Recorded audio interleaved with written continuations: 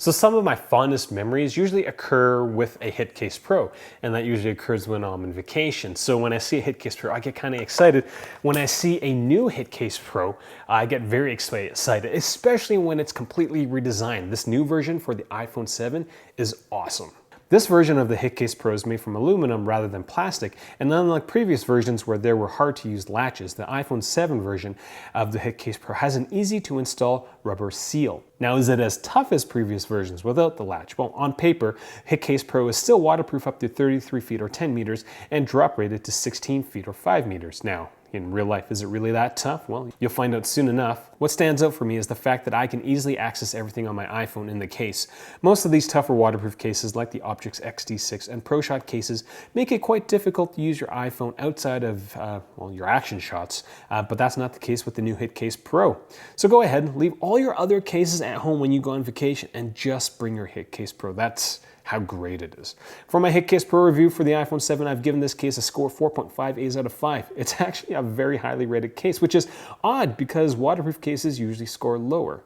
Now, it would score exceptionally high if the HitCase Pro was a little smaller, but I'm okay with that. If you're wondering what other waterproof cases I've reviewed, do check out my website. Real usage, real reviews. MobileReviewsA.ca. And Mobile Reviews A.ca, Monty and I base all our reviews on actual usage. And really what that means, well, we actually use the product before we review them. With tough cases, that means we'll drop it, we'll get the HitCase Pro a little wet, and then we'll get it really wet, and then we'll see what a pressure washer does to it. After that, we'll mount it to a car, mount it to a shooter pole, and get a quick vid of a bunch of baby robins growing on our deck. And after that, Monty and I will snuggle and take a wide angle shot selfie. So the next few minutes, I'm going to talk about the design, functionality, and protection of the HitCase Pro. I will focus on the difference between the old and new versions because it's worthwhile to point out the improvements that HitCase has made. The design of the HitCase Pro for the iPhone 7 is much different than the design for the older versions. Essentially, the new Pro is a beefier HitCase shield. The iPhone is cradled in rubber inside an aluminum frame. Installing the iPhone is very simple, as all you do is just put the iPhone in the frame and snap on the super secret shock seal. That's what HitCase calls it. The quick install removal ability is very useful, and I'll explain why in a bit. The new HitCase Pro is a tank of a case, and it's one of the biggest and widest cases I've come across for the iPhone 7, or 6s in fact. Despite the bulk, it isn't awkward to use because it's just a big regular looking iPhone case. This is the direct opposite from cases from ProShot and Optrix, as both these cases have giant clamps, there's things poking out, there's pocket catching mounting areas. On the HitCase Pro, the most awkward thing is the tiny mount, which is removable if you really wanted to. The HitCase Pro fits well together, and like the Ghost Tech Atomic 3, the screen protector sits incredibly flush against the iPhone screen. There is no noticeable gap between the shock seal and the iPhone screen, which is incredible. This lack of gap must be, one of HitCase's super secrets. The back of the case is quite slick, so it'll slide around easily, but not the front. The shock seal is large enough for your fingers to latch onto, so it does provide a bit more texture than just a pure slick case. One of the downsides of aluminum bumper is the fact that drops are going to scuff the case. Now, accessing your iPhone in the HitCase Pro, in the new one, is actually very, very nice. It's like the HitCase Shield. It's got nice buttons to use. You can get to everything very, very easily. Now, that's not the case for cases like the Optrix as well as the ProShot. Like the ProShot, you can't turn it off. You can access the mute switch button, and that's the same for the Optrix XD6. Previous version of the HitCase is actually one of the very few companies who thinks about the functionality iPhone outside of all the action stuff that you're doing. So their case accessibility is usually higher, but it is definitely the best with the new HitCase Pro. The port cutout, well, isn't that large, so it won't work with all third-party cables, and the camera and flash are still accessible. Now, one of the best design changes that HitCase did with the iPhone 7 was to make it waterproof without the use of an external lens.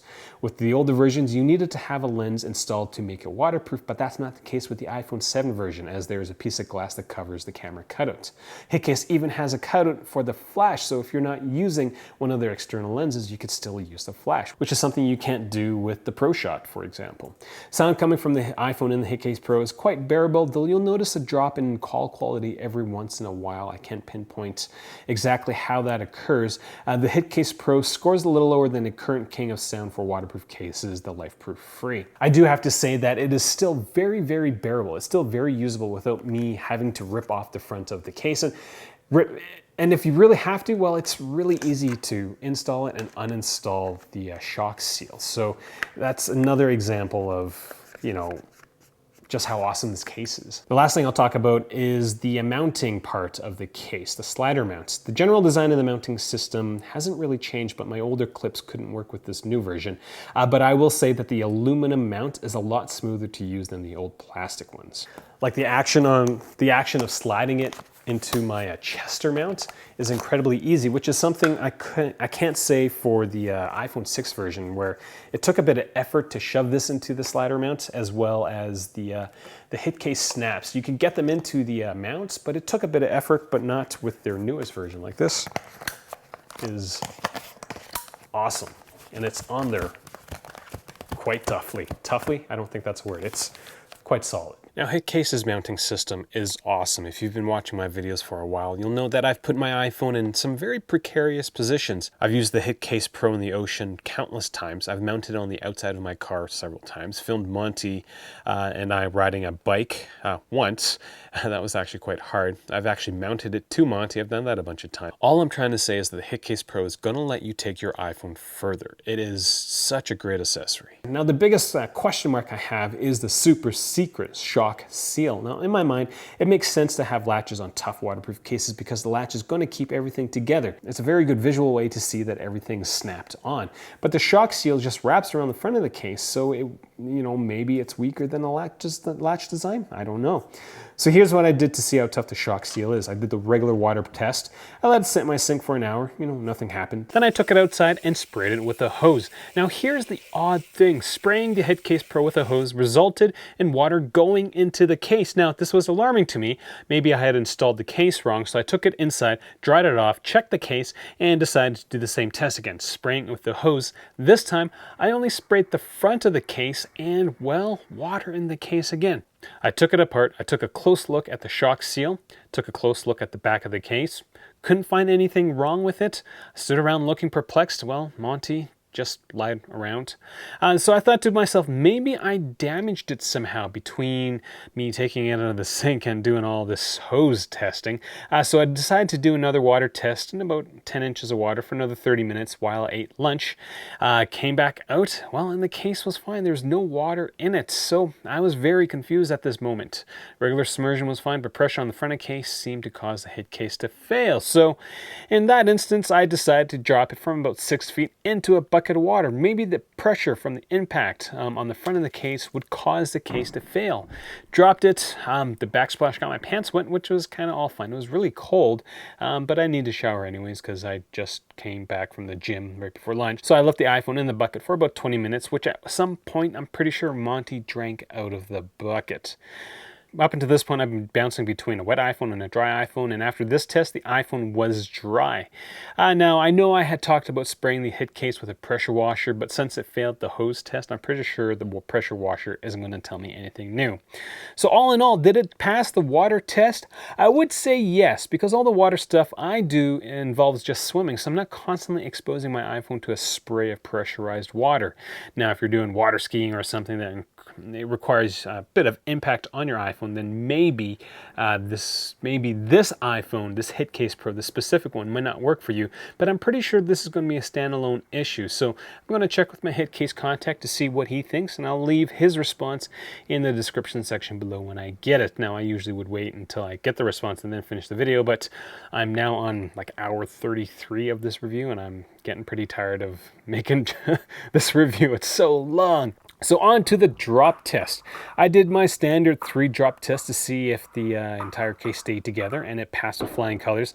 Then I did a 5-foot face first drop, and well, iPhone was fine. And this isn't surprising to me. This is what I was expecting from this height because the shock seal is massive. It's very, very thick. The entire case is very rigid, so there's a good chance my iPhone isn't going to go anywhere in a drop like this. But how about if I was to go a little higher? I took it up to about 12 feet, which is 4 feet shy of the maximum height, but 12 feet's that's about as high as I can get safely. So I dropped it on concrete. The HitCase definitely bounced, as you can see in the slow-mo video, but still nothing happened to the iPhone. iPhone still turned on, nothing cracked, nothing bent, nothing dented. And the last drop I did was from 12 feet again, but face first, and I will say this, it was a perfect face first drop as the entire face of the iPhone hit the concrete at the same time. If I was to do this with any other case, the screen would break, but because the HitCase Pro is a tank, well, it takes it like a champ. So guys, that's all I have to say about the HitCase Pro. I will ask HitCase about the, hosing down the front of the case and having water get into the case cavity.